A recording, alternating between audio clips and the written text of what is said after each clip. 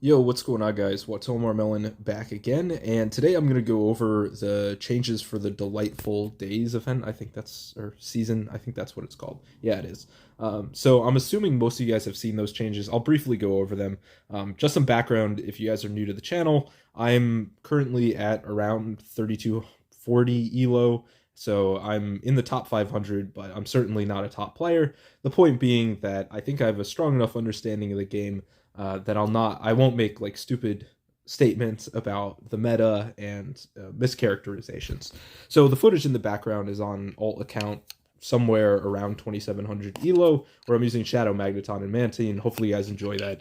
I just got tired of the Go Battle week. So to start, I wanted to just briefly talk about where we're at right now with the meta. And so when thinking about the meta, there are three things that I want to consider. The first and most important is how fun is the current meta. The next thing, which is intimately related, is how balanced is the meta. And then the third thing is the overall power level. So these are related, but not necessarily the same thing. So fun, something can be overpowered and still fun. Something can be balanced and not fun. I mean, a classic example, in my opinion, of balanced and not fun is Bastiodon. I don't think Bastiodon is particularly strong, just in general. I don't think it's terrible, but I think it's not particularly fun. Like if we look up Bastiodon, you can see it's ranked 40 on PvPoke. That doesn't always mean the most, but the reason Bastiodon is not fun to play against is because of its typing being Steel and Rock. Whoa, voice crack there. Means that it has very few resistances, but the resistances that it, or excuse me, the types that it's weak to, it's double weak to both ground and fighting. So oftentimes it ends up in this very RPS style where it either resists whatever you're using or it just gets completely destroyed. And then it has a crazy stat product as well. So that is my example of a Pokemon that is balanced because it's not, super, super strong, but it's not fun. And then regarding sort of the overall power level, this has to do with power creep. Things can be overpowered, but not necessarily unbalanced, right? You can have two overpowered things. They might be the same power level, but that means that the overpower or the power level might be too high. So just to start things off, because I've already been yapping for 3 minutes, I think that the current meta, if we look through, and PvPoke is a good indicator, but not the best, of what's actually being used, I think that the meta is actually quite diverse and pretty fun. So if I had to rate the current meta right now, I would say it's a 7 out of 10, which I think it's better than the previous seasons. However, there are some glaring, unfun Pokemon that make it a little bit frustrating. I mean, we actually have three of them on our screen right now, or two, yeah, three of them. Mudslap is the thing that I think one can argue that it's balanced. I still think it's overpowered, but I think that it's unfun. So, anyways, I think the current meta is pretty. There are a ton of Pokemon you use. Like even if I scroll down to right here, you still see Talonflame, which is used a ton. Annihilate, which you see. Wigglytuff, non-Shadow Drapion, not used that much. Superior, Drifblim, Blastoise. So there are a lot of Pokemon that one can use. I think in terms of the overall fun level, the main thing holding it back is, in my opinion, Mudslap. And then in terms of balancing, I think overall it's a pretty balanced meta. The one thing I would point to is Shadow Jumpluff, I think, might be a little bit overtuned in terms of its power level.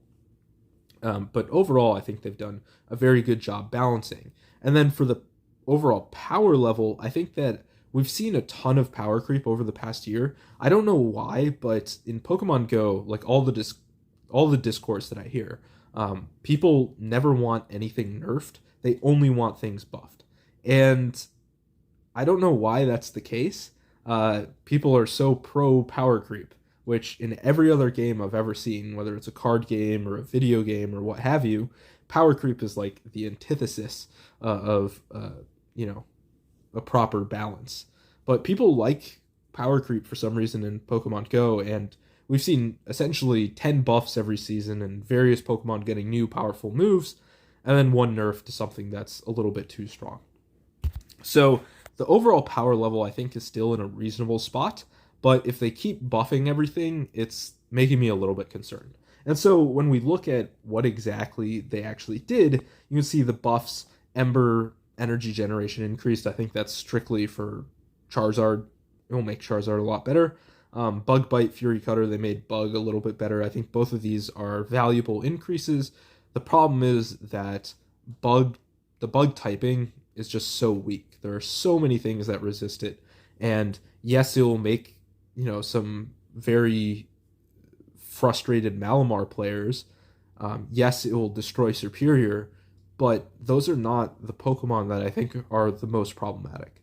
And so while I think Bug it's great that they're increasing the power level, I don't think that really addresses some of the core problems. And I think that a lot of these Bug Pokemon are not going to be viable. The main one I think benefits, there are two, Scizor and then Araquanid from Fury Cutter and Bug Bite, respectively.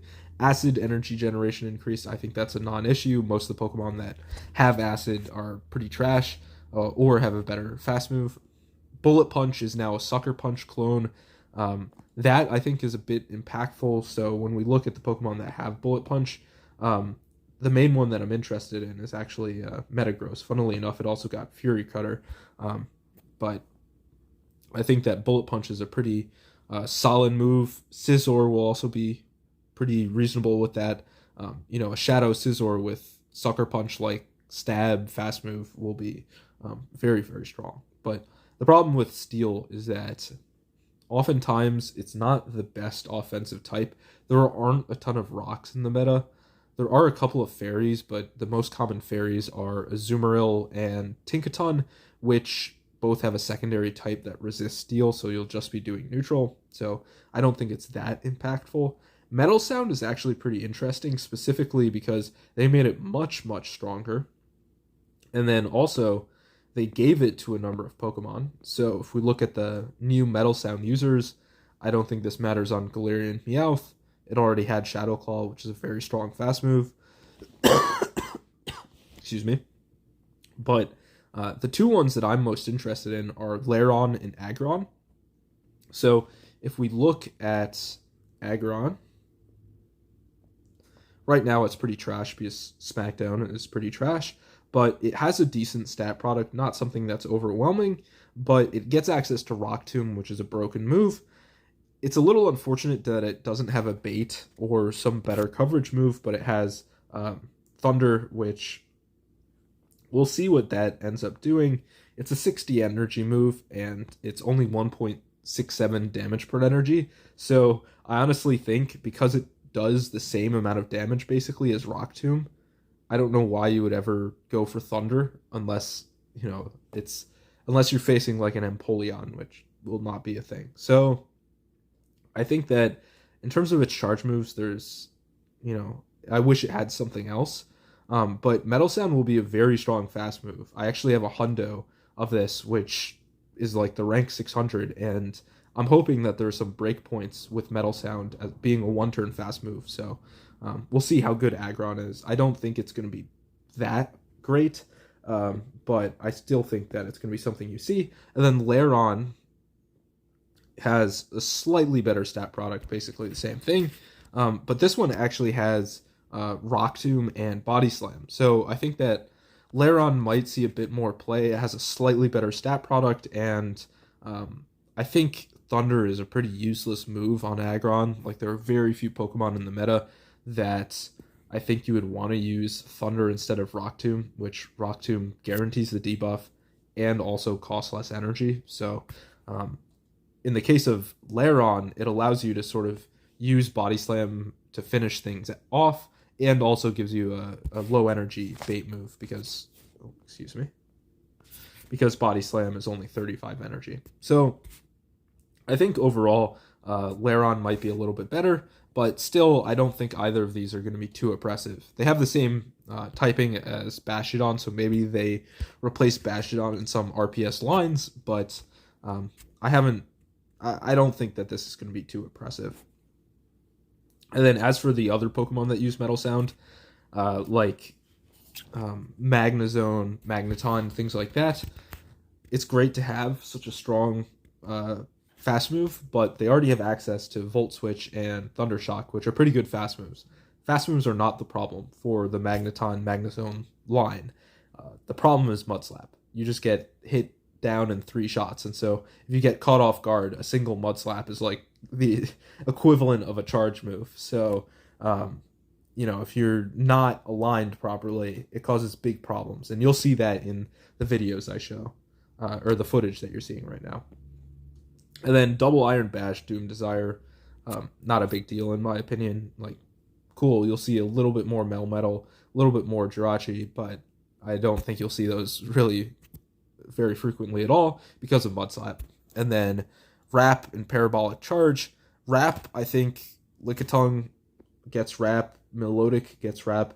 I think it's interesting, and it's like a decent coverage move on Melodic and stab on Lickitung, which with Body Slam nerfed has been much, much weaker. But I think that you would prefer to have an attack debuff on these super bulky Pokemon. So I'm not expecting a whole lot there. And then Parabolic Charge, Heliolisk and Dedenne, as well as Bellibolt and Ultra League, I think will be pretty decent.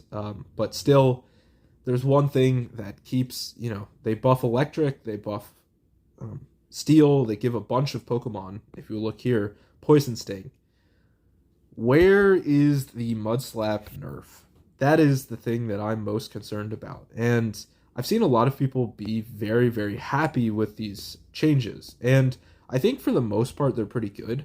And usually I'm a bit more optimistic than other people. Although this time, I think that Mudslap is going to be a bit of a problem. Like, it's already a bit of a problem. I think it dominates the Open Great League meta a bit more than the Show 6 Pick 3. But I think you're going to be seeing Claydol, Marowak, Gastrodon, some combination of multiple of them much more frequently because, you start inserting a bunch of these Poison Sting users into the meta, like Nidoqueen, Tentacruel.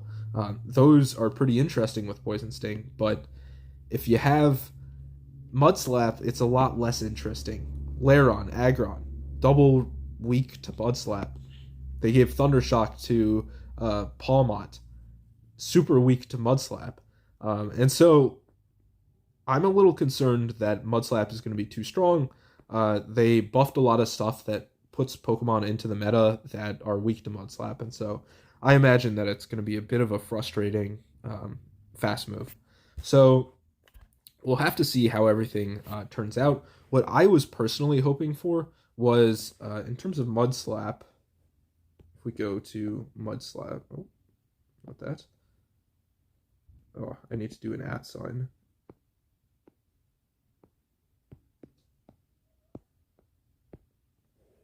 So if we go to Mudslap, you see Gastrodon here. It's 4.8 damage per turn, and it still has decent energy generation at 3.33. I think that's just a bit of a problem when a lot of the Pokemon that get it are pretty bulky, and it's stab.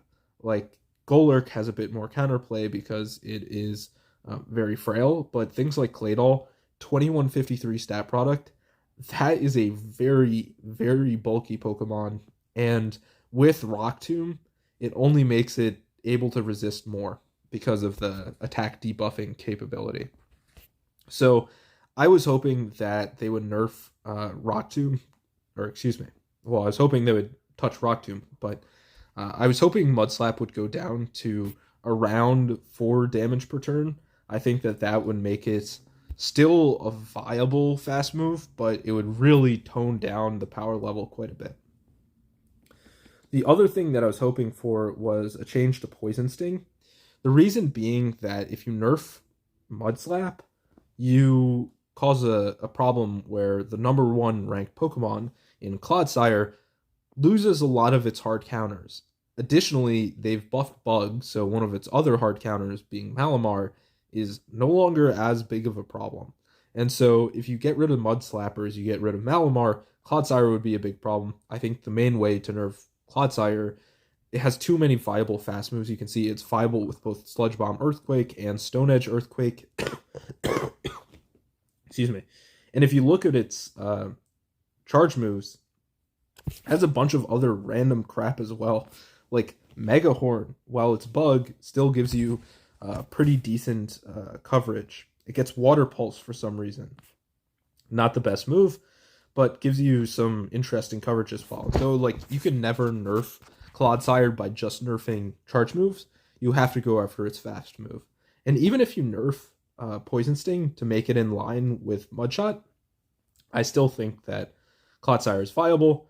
And then the other Pokemon, which they chose to nerf Crunch instead of Poison Sting in Shadow Drapion, I think that's a perfectly fine way to go. This Pokemon was a little bit too safe and a bit too frustrating, so I don't mind this nerf at all, where I believe it's going to be a 10% chance of debuff on Crunch. I still think it's going to be used, but I don't think it will be quite as oppressive as it is right now. I was thinking that Poison Sting, a nerf to Poison Sting would do the job. And then the final thing is Rock Tomb. I'm a little bit more okay with Rock Tomb not being nerfed as when compared to